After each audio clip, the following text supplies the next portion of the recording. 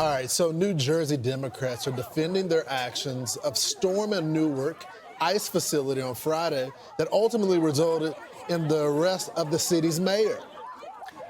Madeleine Rivera joins us with more from Washington. Hey, Maddie. Good morning, guys. DHS says more arrests could be coming as they accuse 3 Democratic members of Congress of assaulting federal agents at an ICE facility in Newark.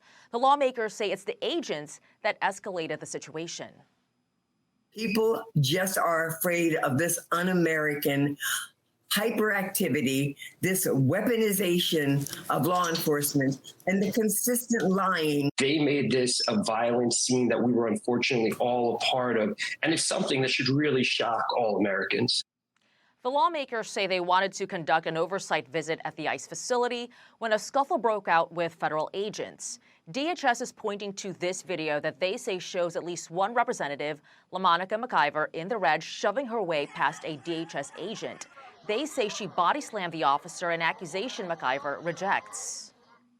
There's no video that supports me body slamming anyone. We were simply there to do our job, therefore oversight visit. DHS spokesperson Tricia McLaughlin responded this morning. Body slamming, body ramming, striking an officer, pushing, shoving, whatever you want to call it, it sure looks like assault. People should watch that and decide for themselves. There's no place for that, especially members of Congress. It is so beneath them to be treating law enforcement like this. Meantime, Newark's Mayor Ras Baraka, who's running for New Jersey governor, is facing trespassing charges for allegedly ignoring warnings to leave the property. Baraka argues he was on public property when he was detained. The lawmakers were eventually able to tour the ICE facility after the confrontation. McLaughlin says the situation could have been avoided had the members of Congress followed protocol and given 24 hours notice ahead of their visit. Lawrence Ainsley and Brian. Okay. Thank you so much, Madeleine. Rachel Campos Duffy just got a tour of that ICE facility. She was there. She called over there. They said, come on over and we'll take you through it. She's live there this morning. Hey, Rachel. Good morning, Ainsley, Lawrence, and Brian. Yes, I'm right here. I got dressed, Brian, and I came over to the ICE detention facility. And listen, I received the tour that Alexandria Ocasio-Cortez, a representative out of New York, is going to receive in just a few hours from now. And this is what I saw. ICE has nothing to hide. They have nothing to be ashamed of. This facility is so clean. It has, all kinds of recreation facilities, outdoor soccer fields, weight equipment, domino tables. It also has telephones everywhere with signs next to them of how they can, the phone numbers to reach their consulates. It also has legal facilities, computer, webcams. Their doors on the bedrooms, on the places where they sleep, aren't even locked. The facility is actually looks like a high school. It actually looks better than a lot of high schools, and a lot of our own prisons for American citizens could take a lesson from this facility. In fact, the director of ICE, who took me around, he told me, Todd Lyons told me, that they can't even contract with state and local prisons and facilities. They have to use private facilities because their standards are so high, and it's just too expensive for them to retrofit their facilities to put the ICE detainees in. So that's the lowdown on that. Here's a clip of him telling me the kind of person that comes into this facility. You can't come here, you guys, just because you crossed the border illegally. You have to have committed another crime. Listen. The person who ends up in this facility is not just that they crossed the border illegally. No. You've had to have done more than that, correct? Right. So currently today, as we're walking through here today, there's 152 detainees. 75% of those have committed crimes, been convicted of crime, or have pending criminal charges. So what kind of crimes are we talking about? Unfortunately, it runs the whole gamut. More than 75% of the people that are here are felons. Bad people you don't want in your neighborhood.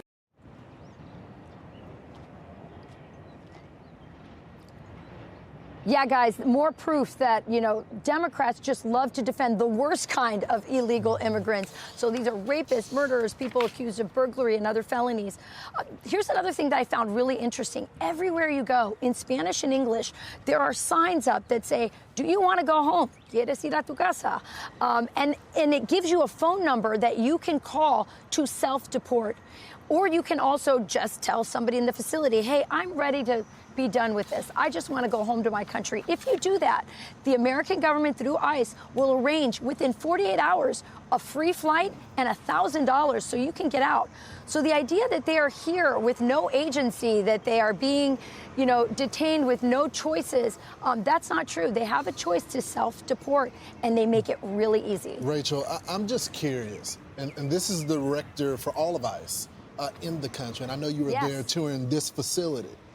But how does the director feel about the Democrats defending the criminals that are in that facility that you were in and not defending the people that they're victimizing on a day-to-day basis? Yeah, absolutely. And we had that conversation.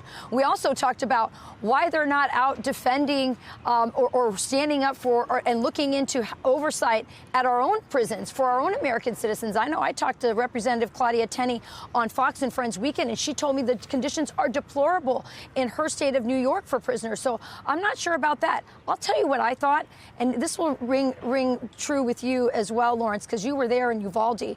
Uvalde, Texas was home to a detention center for unaccompanied minors. And I could not get in there. The mayor couldn't get in there. Members of Congress had difficulty getting in there. They didn't care about the most vulnerable people who come over the border. And they didn't ask for DNA tests. By the way, Democrats didn't for those vulnerable children who came across the border. But they're outside of this facility, making a ruckus, causing trouble, assaulting police officers for what? For rapists, murderers, and other criminals. It's ridiculous. Okay, Great job, Rachel. Yeah, thanks for getting up early and going out there. You got it. Yep. It's interesting that they have the consulate's numbers right on the phones. They don't lock the doors so that they can move around. So body camera footage showing things getting physical when Democrats stormed a New Jersey ICE facility. Those lawmakers continue to defend their actions and even blaming the agents there.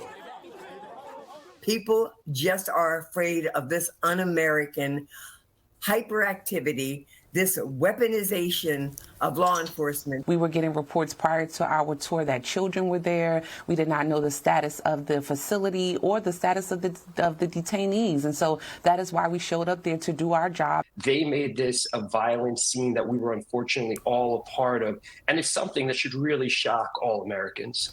DHS Assistant Secretary Tricia McLaughlin joins us now. So, Tricia, I guess the big question is what happened that day? It looks like law enforcement were trying to do what they do every single day, is transport people that are illegal, that have been put into custody. They normally secure that area. It looks like that the mayor tried to block that, as well as members of Congress. What can you tell us?